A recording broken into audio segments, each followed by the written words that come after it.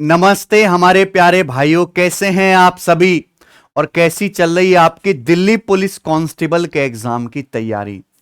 देखिए भाई, मैं एक बात आपसे कहना चाहता हूं। पढ़ते समय मेरे प्यारे भाई, पढ़ने से सिलेक्शन नहीं होता, प्रैक्टिस करने से होता है मेरे भाई। अगर आप किसी भी बच्चे से पूछोगे, सब पढ़ाई कर रहे हैं, सब पढ़ रहे हैं मेरे प्यारे भाई, है ना, बोलेंगे सब मैं भी तैयारी कर रहा हूं, मैं भी पढ़ाई कर रहा हूं। लेकिन अगर यह पूछा जाए कि भाई तूने प्रैक्टिस कितनी करी, तूने कितने मॉक टेस्ट लगाए, तूने कितना रिवीजन करा, तूने प्रीवियस ईयर के कितने सवाल लगाए, ये सब बातें ही एक सिलेक्शन लेने वाले बच्चे को और केवल तैयारी करने वाले बच्चे में फर्क पैदा करती हैं। ठीक है। और मैं प्रैक्टिस पे बहुत ध्यान देता हूं मेरे भाई, है ना। बच्चे को प्रैक्टिस जितनी ज्यादा से ज्यादा करवाई जाए, बच्चा जितना ज्यादा खुद से सेल्फ स्टडी करेगा, एग्जाम उतना बढ़िया रिजल्ट निकलेगा। और हमने दिल्ली पुलिस कांस्टेबल के एग्जाम के लिए मेरे दोस्त मैथ्स के 10 प्रैक्टिस सेट करवाने का वादा किया है, और ये हमारा प्रैक्टिस सेट 2 है। आप जरूर प्रैक्टिस करें। और गणित के 15 सवाल इसी तरह के आएंगे, इसी लेवल के आएंगे और इसी वैरायटी के आएंगे मेरे भाई। ठीक है, बहुत बढ़िया बढ़िया सवाल मैं आपको करवा रहा हूं। चलिए शुरू करते हैं ये वाला प्रैक्टिस सेट। ठीक है जी, मैं अलग से प्लेलिस्ट बनवा दूंगा, उसमें सारे ऐड होते रहेंगे। अच्छा, अगर आप हमारी एप्लीकेशन या वेबसाइट पे जाएंगे टेस्ट रैंकिंग पे, तो वहां पे आपको दिल्ली पुलिस कांस्टेबल के प्रीवियस ईयर के टेस्ट फ्री में मिल जाएंगे। ये दिल्ली पुलिस की कैटेगरी में प्रीवियस ईयर के 68 मॉक टेस्ट ये फ्री अपलोड है, जिन्हें आप लगा सकते हैं, जिनको हमने सेक्शनल फॉर्मेट में भी कर दिया है। ठीक है। और यहां पे दिल्ली पुलिस कांस्टेबल के लिए डेडिकेटेड एक प्रैक्टिस बैच यानी कि कोई वीडियो क्लास नहीं है, केवल हम आपको टेस्ट फॉर्मेट में कंटेंट दे रहे हैं हर एक सब्जेक्ट का, और फुल लेंथ मॉक टेस्ट भी जिसे आप ज्वाइन कर सकते हैं। क्योंकि सारा खेल प्रैक्टिस का है। पढ़ दुनिया रही है, दुनिया की नौकरी नहीं लगती, नौकरी 1% लोगों की लगती है जो प्रैक्टिस को महत्व देते हैं। यह बात गांठ बांध लो। ठीक है जी, चलो शुरू करते हैं। पहला सवाल, बात कड़वी है पर सच्चाई यही है मेरे प्यारे भाई। एक व्यापारी अपने माल पर उसके क्रय मूल्य से 24% अधिक मूल्य अंकित करता है। वह ग्राहक को अंकित मूल्य पर 13% की छूट देता है। उसका लाभ प्रतिशत ज्ञात कीजिए। बिल्कुल बेसिक सवाल है भाई। देखिए, एक व्यापारी जो है कॉस्ट प्राइस से 24% एबव मार्क करता है, यानी कि मार्क प्राइस कॉस्ट प्राइस से 24% ज्यादा रखा गया है। फिर वो वस्तु के मार्क प्राइस पर 13% का डिस्काउंट भी दे रहा है। तो व्यापारी का जो प्रॉफिट परसेंटेज है वो क्या होगा। देखिए, प्रॉफिट परसेंटेज हमेशा मार्कअप परसेंटेज और डिस्काउंट परसेंटेज का सक्सेसिव होता है। तो 24 और -13 का सक्सेसिव होगा मेरे भाई। क्या आएगा? 24 माइनस 13, 24 माइनस 13 माइनस 24 गुणा 13/100। 24 माइनस 13 माइनस 24 गुणा 13/100%। ये आपका प्रॉफिट परसेंटेज होगा। बात खत्म। तो 24 में से 13 घटाएंगे, 11 आ जाएगा। ये मल्टीप्लाई करके कितना आएगा मेरे भाई? 240 और 72, 312। 312 को 100 से भाग देंगे, 3.12। तो 11 में से 3.12 घटाएंगे तो कितना आ जाएगा प्यारे बच्चों? 7.88%। तो आपको 7.88% का लाभ होगा, और ये इसका आंसर हो गया ऑप्शन नंबर सी। बात खत्म। चलिए आगे चलते हैं। सवाल नंबर 2। A sum of money triples itself at a certain rate of compound interest in 15 year. कोई धनराशि 15 साल में 3 गुना हो जाती है। ठीक है। पूछा कितने सालों में 81 गुना हो जाएगी कंपाउंड इंटरेस्ट पर। भाई बहुत बेसिक सी बात है। कंपाउंड इंटरेस्ट में जो है मेरे प्यारे भी, पैसा हर 15 साल में 3 गुना हो जाता है। आपका पैसा 3 गुना हो जाएगा हर 15 साल में। लेकिन सवाल पूछ रहा है इसी हिसाब से 81 गुना होने में कितना समय लगेगा। देखो, 81 का मतलब होता है भाई 3 की पावर 4। 3 की पावर 4 81 होता है। अगर पैसा हर 15 साल में 3 गुना हो रहा है, तो यानी कि 3 की पावर 4, पावर 4 गुना होने में, पावर 4 गुना होने में समय भी 15 साल का 4 गुना लगेगा, यानी कि 60 साल। तो 60 साल का समय लगेगा। लो, आंसर भी आगे दिमाग में हो जाएगा। आगे चलिए। सवाल नंबर 3। ए किसी काम को 16 दिन में कर सकता है और बी उसी काम को 18 दिन में कर सकता है।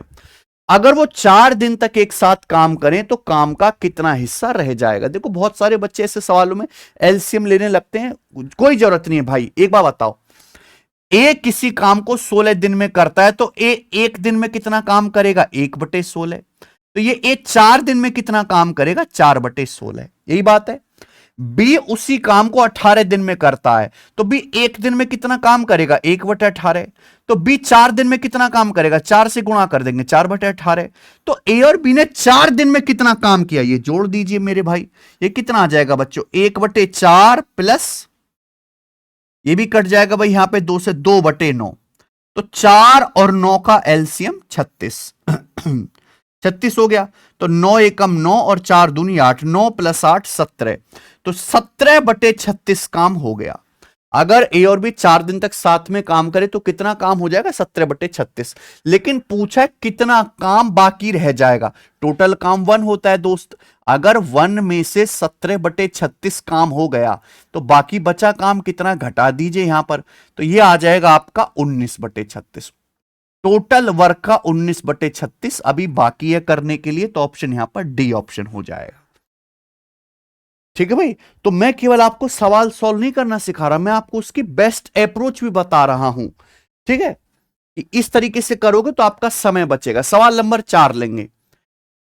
सवाल है पी की प्रेजेंट एज का 4 गुना क्योंकि प्रेजेंट एज से 19 साल ज्यादा है।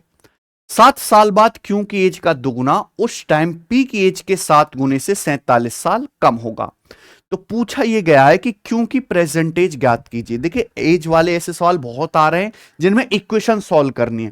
जैसे मान लो पी की एज पी है, क्यू की क्यू है। तो सवाल क्या कह रहा है, पी की प्रेजेंट एज का 4 गुना यानी कि 4p, क्योंकि प्रेजेंट एज से कितना ज्यादा है, 19 साल ज्यादा है। तो 4p माइनस क्यू बराबर आ गया 19। आगे बात देखो, 7 साल बाद क्यू की एज का दुगुना। तो 7 साल बाद क्यू की एज कितनी आ जाएगी, क्यू + 7 ये हो जाएगी। अब इसका जो दुगुना है मेरे भाई वो किसके बराबर है, उस समय पी की एज के 7 गुने से। उस समय पी की एज कितनी होगी, पी प्लस, भाई 7 साल बाद पी की एज कितनी होगी, पी + 7। तो पी की एज के 7 गुने से, 7 टाइम से कितना, 47 साल कम होगा, 47 ईयर कम होगा। ये आ गया सेकंड इक्वेशन।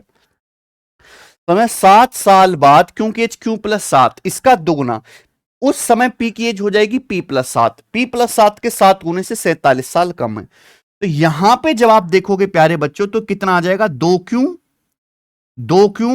+ 14 बराबर, यह आ जाएगा जी 7p। और ये 7 7 49, 49 में से 47 घटा लो तो आपका 2 आ गया। अब 7p को हम इधर ले आते हैं लेफ्ट साइड में, तो 2q - 7p हो जाएगा, 2q - 7p। और आपका 14 चला जाएगा राइट साइड में। तो 2 में से 14 घटाएंगे, -12। ये सेकंड इक्वेशन बन गई। तो 2 इक्वेशन बन गई, हमें इन्हें सॉल्व करना है। सॉल्व करके क्यू की प्रेजेंटेज बतानी है। तो अगर हमें क्यू की प्रेजेंटेज बतानी है मेरे भाई, तो इसका मतलब हमें पी को गायब कर लेना चाहिए। 2q - 7, या ऐसे कर लेते हैं, 7p - 2q बराबर 12। इसको इधर ले जाते हैं, 2 इधर आ जाएगा, 7p - 2q बराबर 12। ऐसे भी तो लिख सकता हूं मैं इस इक्वेशन को। हमें क्यू की एज बतानी है, ठीक है ना, क्यू की एज अपन को बतानी है। तो यहां पे p को हम लोग गायब कर लेते हैं। ठीक है बच्चों, आप बोलोगे हाँ जी सर। जैसे यहां 4p है, 7p है, यहां 4p है, 7p है। तो 4 7 कैलसियम 28। तो ऊपर 7 से गुणा कर दो भाई और नीचे 4 से गुणा कर दो, और इन दोनों इक्वेशन को आप लोग घटा दो। बस सवाल सॉल्व हो गया। ये 7 चौक 28p, 4 7 28p कट जाएगा। यहां देखेंगे माइनस का 7q और ये माइनस का 8q। तो डिफरेंस कितना आ जाएगा, क्यों आ जाएगा भैया। यहां डिफरेंस कितना आ जाएगा, 7 की 19 में गुणा, 19 7 133, और यहां 4 की 12 में गुणा 48। 133 में से 48 घटाएंगे तो कितना आ जाएगा जी, ये आ जाएगा आपका 85। तो क्योंकि जो प्रेजेंट एज है 85 ईयर हो गई, बात खत्म। इतना सा सवाल है। देखो आपको इक्वेशन जल्दी से सॉल्व कर लेनी है, आगे चलेंगे। सवाल नंबर आपके सामने 5, लिख के ले लो मेरे भाई। हर दूसरी तीसरी शिफ्ट में सवाल ना आए तो का ही पेपर बनाया फिर इन लोगों ने।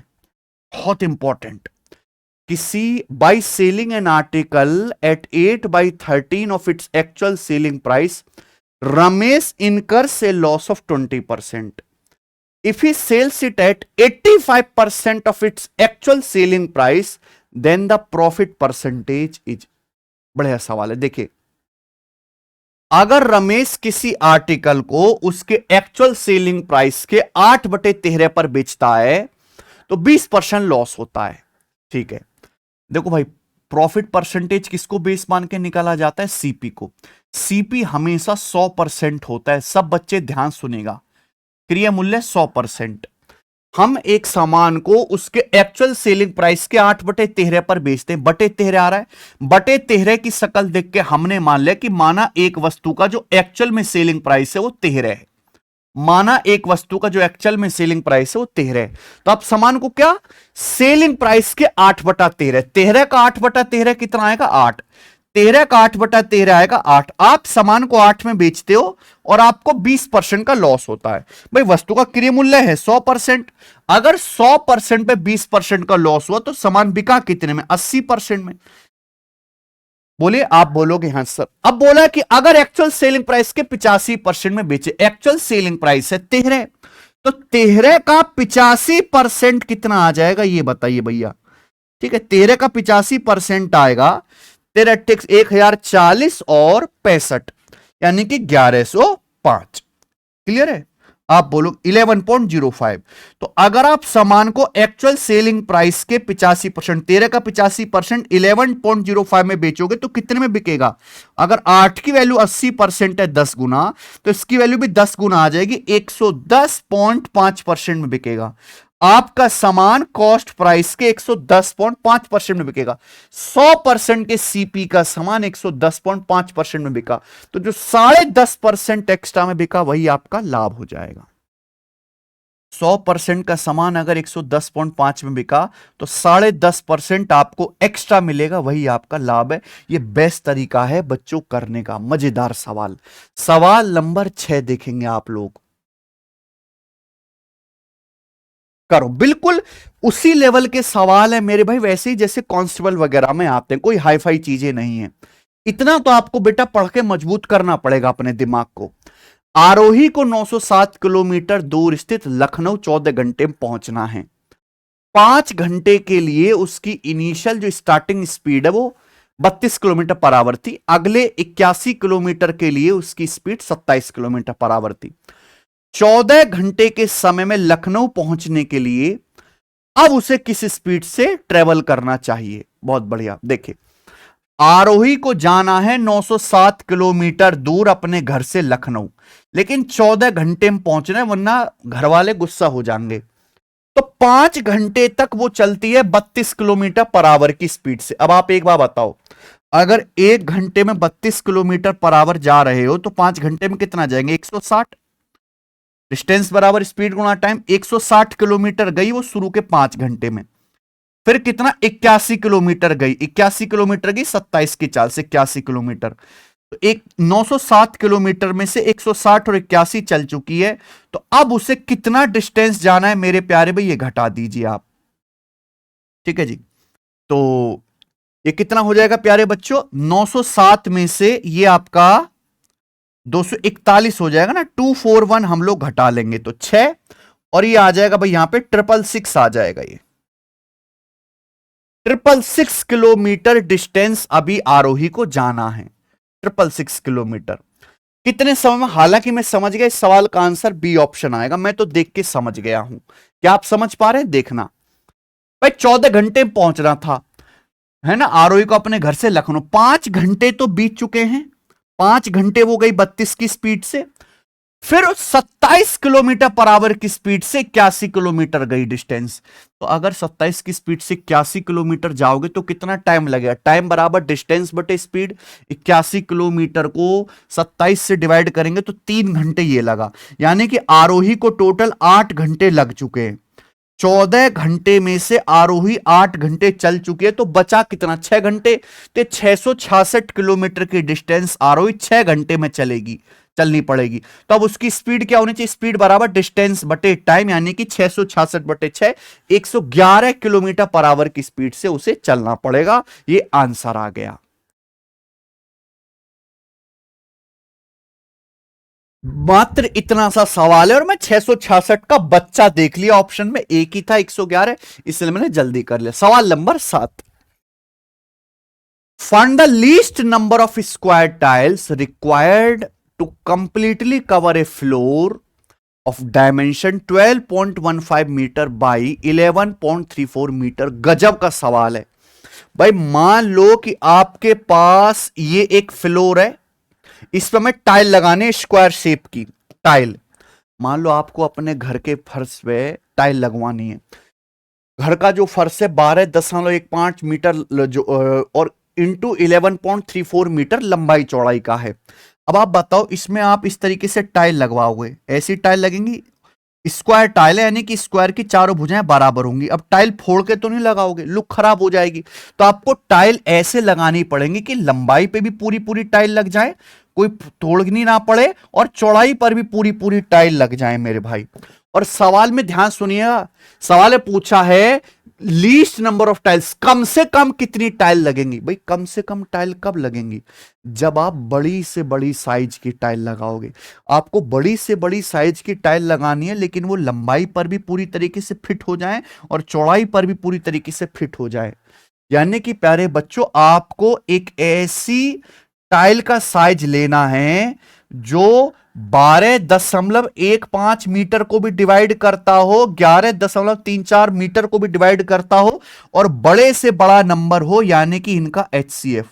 तो आपको यहां पर टाइल का जो साइज लेना है प्यारे दोस्त, वो इन दोनों का HCF लेना पड़ेगा।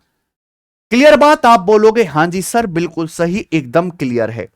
ठीक है, ये बहुत बेहतरीन क्वेश्चन है। अब HCF क्या आएगा? इनका डिफरेंस लीजिए मेरे भाई। इनका डिफरेंस 5 में से 4 गया 1 और 11 में से 3 गया 8। ठीक है जी, और बस ये आ गया 0.81 ही आ गया डिफरेंस। देखिए या तो HCF 0.81 होगा या 0.81 का भी कोई फैक्टर होगा।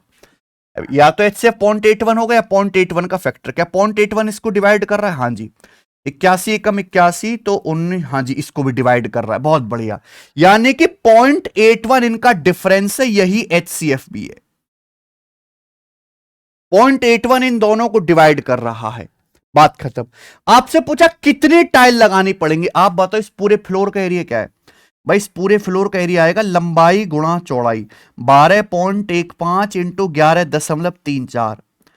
हम जो टाइल लगाएंगे उस टाइल की जो साइज होगी, टाइल की जो साइड होगी, वो 0.81 मीटर की होगी। तो पूरे फ्लोर के एरिया को एक टाइल के एरिया से डिवाइड कर दो ना दोस्त।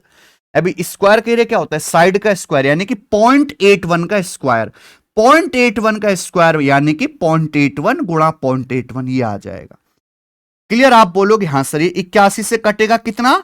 15 बार, और 81 एकम 81, और फिर ये चलेगा 4। ठीक है, 324। तो 15 गुणा 14 आ जाएगा 210। तो 210 टाइल आपको यहां पे मिनिमम लगानी पड़ेंगी। ऑप्शन नंबर बी आंसर है। बढ़िया सवाल है। देखिए मैं आपको दिल्ली पुलिस कांस्टेबल के लिए प्रैक्टिस सेट करवा रहा हूं, लेकिन वजह से बहुत सारे बच्चे की बेसिक तो सर हमें कुछ आता ही नहीं, हम तो गधे हैं बिल्कुल बेकार, हमने कुछ पढ़ा ही नहीं आज तक। तो आप भाई ज्यादा परेशान मत हो। हमारा जो सिलेक्शन वे यूट्यूब चैनल है, देखिए हमारे पास इतना समय नहीं कि इतने सारे अलग अलग एग्जाम की अलग अलग सीरीज चला सकें। हम यहाँ पे यूपी पुलिस एसआई वाले बच्चों को पढ़ा रहे हैं, यूपी एसआई PYQ सीरीज, और बिल्कुल बेसिक से बता रहा हूं मैं, इसमें PPT बनवा के हर एक टाइप के सवाल करा रहा हूं। तो आप इसी सीरीज को फॉलो कर लो, अलग से कुछ पढ़ने की जरूरत नहीं है। जैसे मैंने इसमें नंबर सिस्टम पूरा पढ़ा दिया, LCM HCF पढ़ा दिया मैंने, इसमें सिंप्लीफिकेशन मैंने पढ़ा दिया, परसेंटेज रेशियो सब पढ़ाऊंगा। अब LCM HCF जाके पढ़ो, आपको मजा आ जाएगा, दिल खुश हो जाएगा भाई आपका। ठीक है, चलो ये सवाल भी मैंने करवाया हुआ है इस सीरीज में, अलग से कुछ नहीं मेहनत करनी। 8वां सवाल देखिए, कुशल ब्रजेश ने मिलकर एक बिजनेस में 63,300 का निवेश किया। साल के एंड में 17,600 के टोटल प्रॉफिट में से ब्रजेश का शेयर 2200 था। ब्रजेश का शेयर 2200 था। उनके इन्वेस्टमेंट का डिफरेंस आपको बताना है। अच्छा, उनके इन्वेस्टमेंट का डिफरेंस आपको बताना है। बढ़िया सवाल है। देखो भाई, आपको बिजनेस में पार्टनरशिप का नियम पता है कि प्रॉफिट डायरेक्टली प्रोपोर्शनल होता है इन्वेस्टमेंट गुणा टाइम के। प्रॉफिट इन्वेस्टमेंट गुणा टाइम के अनुपात में बांटा जाता है। अगर आपको इनके इन्वेस्टमेंट का डिफरेंस निकालना है तो इन्वेस्टमेंट कैसा आएगा, प्रॉफिट के रेशियो को टाइम के रेशियो से डिवाइड कर दीजिए, इन्वेस्टमेंट का रेशियो आ जाएगा। बोलो हाँ। अब यहां पर दो लोग हैं, कुशल है ना, कुशल और ब्रजेश। इन दोनों ने मिलकर एक बिजनेस में 63,300 का इन्वेस्ट किया। टोटल प्रॉफिट कितना हुआ, टोटल प्रॉफिट हुआ है 17,600 रुपए। 17,600 में से ब्रजेश का हिस्सा कितना है, ब्रजेश का हिस्सा है 2,200। तो आप मुझे बता सकते हो कि कुशल और ब्रजेश के प्रॉफिट का रेशियो क्या है? क्या आप मुझे बता सकते हो? मुझे एग्जैक्ट वैल्यू नहीं चाहिए, मुझे प्रॉफिट का रेशियो चाहिए। यहां रेशियो ले लो भाई, 17,600 के टोटल प्रॉफिट में से ब्रजेश का 2,200 है, तो 22 8 176 होता है। यानी कि अगर टोटल 8 यूनिट का प्रॉफिट हुआ है तो 8 यूनिट में से ब्रजेश का प्रॉफिट 1 है। अगर टोटल प्रॉफिट ही 8 यूनिट का है तो ब्रजेश का 1 है। यानी कि कुशल का प्रॉफिट कितना होगा, फिर 7 यूनिट होगा। इनके प्रॉफिट का रेशियो है मेरे भाई। क्लियर है? आप बोलोगे यस सर बिल्कुल सही। अगर ये प्रॉफिट का रेशियो है और यहां पे साफ साफ दिया है, यहां पे समय तो दिया ही नहीं है। अगर समय दिया ही नहीं है मेरे प्यार भी, तो प्रॉफिट डायरेक्टली प्रोपोर्शनल हो जाएगा इन्वेस्टमेंट के। देखो दोनों ने सेम टाइम के लिए पैसे इन्वेस्ट किया है, साल, एक साल के लिए, एक साल के लिए। अगर सेम टाइम के लिए पैसे इन्वेस्ट कर रहे हैं तो जो इन्वेस्टमेंट का रेशियो होगा प्रॉफिट भी उसी रेशियो में बांटा जाएगा। यहां पर कुशाल ब्रजेश के बीच प्रॉफिट 7:1 के रेशियो में बांटा गया है, तो इनकी इन्वेस्टमेंट का रेशियो भी 7:1 होगा। बात खत्म, कुछ है नहीं सवाल में मेरे भाई। यानी कि इन दोनों का टोटल इन्वेस्टमेंट कितना है, 8, और 8 की वैल्यू सवाल में कितनी दी है, 63,300 रुपए। ये 8 की वैल्यू है और सवाल में पूछा क्या है, इनके इन्वेस्टमेंट का डिफरेंस, यानी कि 7 - 1 6 यूनिट की वैल्यू पूछी है। बस इतना सा सवाल है, 6 यूनिट की वैल्यू आपसे यहां पर पूछी है। ठीक है, और आप साफ साफ समझ रहे हैं कि एंड में यहां पे 5 जरूर आएगा। ऑप्शन नंबर सी सवाल का करेक्ट आंसर है। ठीक है, 8 की वैल्यू 63,300 रुपए है, तो 1 की वैल्यू कितनी आ जाएगी, बटे 8। 6 की वैल्यू कितनी आ जाएगी, मल्टीप्लाई बाई 6, ये रुपए हो जाएगा। अब 2 तिया 6 और 2 चौक 8। अब 4 से 2 जीरो यानी कि 125 बार कट जाएगा, तो 25 तिया 75 है ना। और देखो ये एंड में जो है 5 आएगा, वो एक ही ऑप्शन के एंड में बात खत्म होगी। आगे चलते हैं। 2 बर्तन ए और बी में एसिड पानी का रेशियो 3:2 और 7:3 है। ए और बी की सामग्री को 4:3 के अनुपात में मिलाया जाता है। पूछा यह गया है कि रिजल्टिंग सॉल्यूशन में एसिड वाटर का रेशियो क्या होगा। यार इतनी आसान बात है, हमारे पास 2 सॉल्यूशन है, ए और बी, उनमें एसिड और वाटर का रेशियो दिया है। पहले सॉल्यूशन में एसिड वाटर का रेशियो 3:2 है, दूसरे सॉल्यूशन में एसिड वाटर का रेशियो 7:3 है। अब जब इनको मिलाने की बारी आती है तो इनको मिक्स किया जाता है 4:3 के अनुपात में। 4:3 के अनुपात में मिक्स किया जाता है, यानी कि अगर ए का 4 लीटर मिक्स कर रहे हैं तो बी का 3 लीटर मिक्स करेंगे। ए बी को 4:3 के अनुपात में मिलाया जाता है। ना बात है, आप बोलोगे हाँ जी सर। तो जो नया घोल बनेगा मिलाने से, उस नए घोल में एसिड वाटर का अनुपात क्या होगा, ये सवाल है। ध्यान सुनेगा। अगर हम 2 घोल को 4:3 के अनुपात में मिलाना चाहते हैं तो ये बाद में करना, पहले दोनों को बराबर मात्रा में बनाओ। यहां टोटल घोल कितना है, 3 + 2 5। यहां टोटल घोल कितना है, 7 3 10, 5 और 10 को सेम कर लो भाई। यहां भी 2 से गुणा कर लेते, देखो टोटल सेम हो गया। ये भी 10 हो गया, ये भी 10 हो गया, ये भी टोटल सॉल्यूशन 10 हो गया, ये भी 10 हो गया। लेकिन आपको इक्वल क्वांटिटी नहीं मिलानी, पहले क्वांटिटी को इक्वल बना लो, बराबर मात्रा तुम मिलानी नहीं है। आपको ए बी को 4:3 के अनुपात में मिलाना है, 4:3 के अनुपात में। तो ऊपर वाले रेशियो को 4 से गुणा कर दो और नीचे वाले रेशियो को 3 से गुणा कर दो और मिला दो भैया। एसिड में एसिड और पानी में पानी, सवाल आपका सॉल्व हो गया। ये तरीका है करने का इस सवाल को। तो 2 चौक 8 तिया 24 और 3 सत्ते 21, 24 और 21 आ जाएगा जी 45 रेशियो। ये कितना आएगा भाई, 4 दूनी 8, 8 दूनी 16 और 3 तिया 9, 16 9 25, ये आ गया। और ये 5 से कट भी गया भाई, देखो 5 नाम 45 और 5 बच्चे 25, 9:5। तो रिजल्टिंग सॉल्यूशन में एसिड वाटर का रेशियो सी ऑप्शन आ गया 9:5। आगे चलेंगे।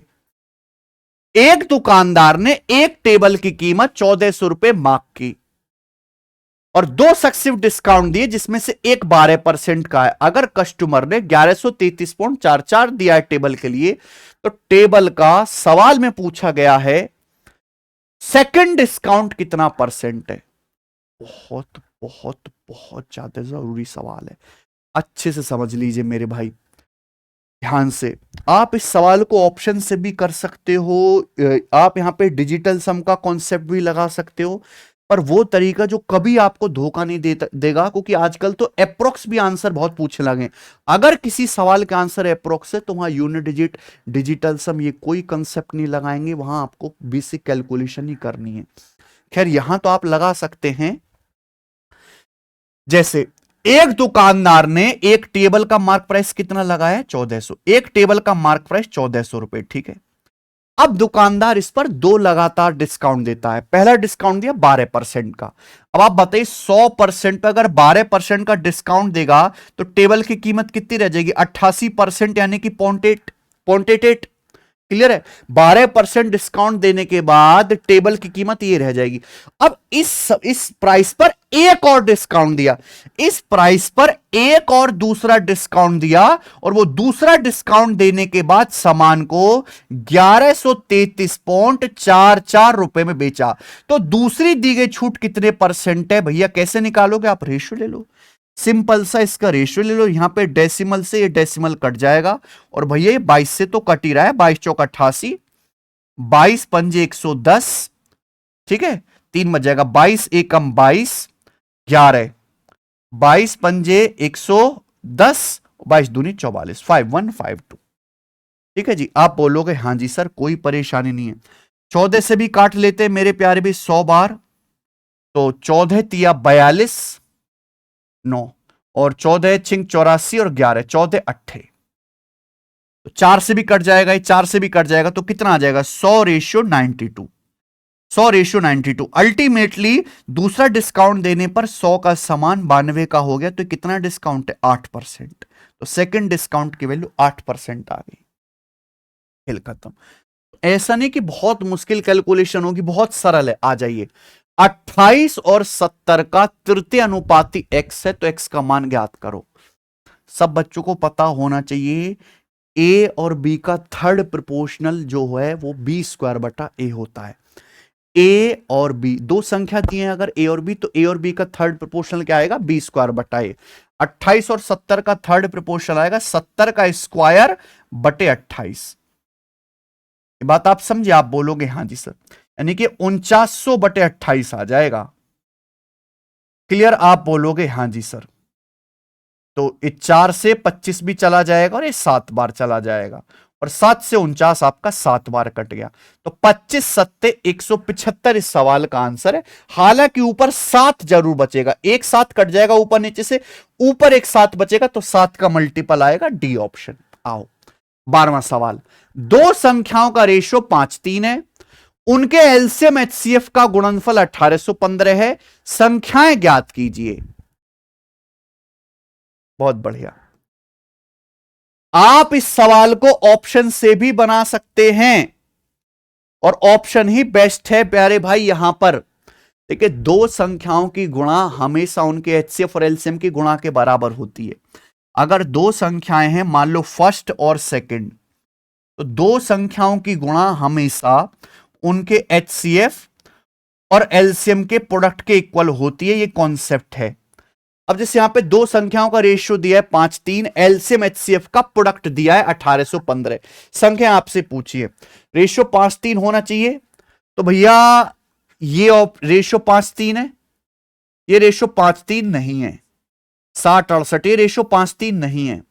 39-44 ये रेशियो भी 5:3 नहीं है। आंसर ए ऑप्शन आ गया, बात खत्म, कुछ करना ही नहीं है, सीधा सवाल ऑप्शन से हो गया।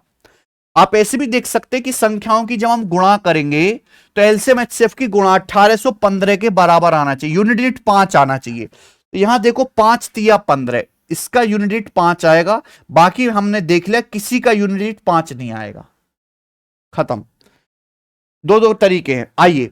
एक समबाहु त्रिभुज का परिमाप 22.2 सेंटीमीटर है, त्रिभुज का एरिया कितना है? देखो समबाहु त्रिभुज आप समझते हैं, एक समबाहु त्रिभुज जिसकी तीनों भुजाएं बराबर होती हैं वो समबाहु त्रिभुज कहलाता है। अगर इसका परिमाप 22.2 सेंटीमीटर है तो इसकी हर एक साइड की वैल्यू कितनी होगी? 22.2 को 3 से भाग करेंगे 7.4 सेंटीमीटर। ये इक्विलेटरल ट्रायंगल की ईच साइड की वैल्यू आ गई। आपसे पूछा है इस इक्विलेटरल ट्रायंगल का एरिया। अगर किसी समबाहु त्रिभुज की साइड ए है, अगर किसी समबाहु त्रिभुज की भुजा ए है तो उसका एरिया का फॉर्मूला लिख लो, √3/4 ए स्क्वायर। √3/4 ए स्क्वायर। आप बोलोगे हां सर तो √3/4 गुणा, अब जैसे 7.4 है साइड, 7.4 का मतलब है 2 गुणा 3.7, 37 का दुगुना होता है ना 74। आपको इसका स्क्वायर करना है, 2 गुणा 3.7 का स्क्वायर करना है तो 2 का स्क्वायर 4 इंटू 3.7 का स्क्वायर। अब यहां पे 4 से 4 कट गया तो ये आ जाएगा भैया 3.7 का स्क्वायर करेंगे 13.69√3। 37 का स्क्वायर 1369 होता है, बात खत्म, कुछ भी नहीं है सवाल में। आइए सवाल नंबर 14। एक टाउन की प्रेजेंट पॉपुलेशन 3,80,000 है, अच्छा, जो हर साल 25% की दर से बढ़ रही है। टाउन की 3 साल पहले और 2 साल पहले की जनसंख्या में कितना अंतर है? देखो 25% की फ्रैक्शन वैल्यू होती है 1/4। ये सवाल तो रेलवे के पेपर में वायरल है। यह है भैया प्रेजेंट। सवाल में आपसे पूछा एक टाउन की पॉपुलेशन हर साल 25% बढ़ जाती है, तो प्रेजेंट से 3 साल पहले और प्रेजेंट से 2 साल पहले इस टाउन की जो पॉपुलेशन थी उनका डिफरेंस बताइए। बहुत सारे बच्चे क्या करेंगे, गलत तरीका क्या है कि वो प्रेजेंट से 3 साल पहले और 2 साल पहले की पॉपुलेशन कैलकुलेट करेंगे, फिर घटाएंगे और पागल हो जाएंगे। वो सब नहीं करना। मान लो एक टाउन की पॉपुलेशन हर साल 25% बढ़ रही है 1/4, तो इसका मतलब यह है कि अगर पॉपुलेशन 4 है, इसका मतलब यह है कि अगर पॉपुलेशन अभी 4 है तो 1 साल बाद कितनी हो जाएगी? 5। 1 साल में पॉपुलेशन बढ़ के 4 से 5 हो जाएगी, तो 3 साल में कितनी होगी? भाई ये प्रेजेंट है, ये प्रेजेंट से 3 साल पहले। 3 साल में पॉपुलेशन का रेशियो क्या होगा? टाउन की पावर 3। इस रेशियो की पावर 3 करना पड़ेगा। हर साल 25% बढ़ रही है 1/4, 4 से 5 हो जाएगी। 3 साल में कितनी होगी? पावर 3। तो 4 का क्यूब 64, रेशियो 5 का क्यूब 125। यानी कि मैं ये कह सकता हूं कि अगर 3 साल पहले पॉपुलेशन टाउन की 64 थी तो अब प्रेजेंट में 125 होगी, क्योंकि हर साल 25% बढ़ रही है। ये रेशियो बना लिया। और आपको प्रेजेंट पॉपुलेशन दी है यहां पर 3,80,000, 3,80,000 प्रेजेंट पॉपुलेशन दी है, ठीक है। 3 साल पहले 2 साल पहले की जनसंख्या में डिफरेंस देखो, हर साल तो 25% बढ़ रही है ना। अगर 3 साल पहले 64 थी तो 1 साल बाद क्या आएगी? 64 का 25% क्या होता है? 64 का 25% 16 होता है, 16 बढ़ जाएगी, 64 का 16 बढ़ जाएगी, 80 हो जाएगी मेरे भाई। आप बोलोगे हाँ जी सर, ठीक है ना, क्योंकि 64 का 25% 1/4 16 ही होता है। यही तो है। ये 3 साल पहले और 2 साल पहले की जनसंख्या में जो डिफरेंस है, प्रेजेंट से 3 साल पहले 2 साल पहले की जनसंख्या डिफरेंस कितना है? 16 यूनिट। 16 है मेरे भाई। तो जो भी आंसर आएगा 16 का मल्टीपल आएगा। 16 करने में कहता है लास्ट के 4 डिजिट 16 से कटने चाहिए, नहीं कटेंगे, नहीं कटेंगे भाई, 4 से नहीं कटेगा ये तो। ये तो 16 से कैसे कट जाएगा? तो आंसर आ गया इस सवाल का डी ऑप्शन, खत्म। सॉल्व भी कर सकते हो भाई। जैसे यहां पे 125 अट्ठे हजार होता है, अगर मैं इसको काटू तो कितनी बार जाएगा? 125 अट्ठे हजार होता है, 3 जीरो काटेंगे तो 8 बार कटेगा। 380 गुणा 8, ये 1 यूनिट की वैल्यू है मेरे भाई।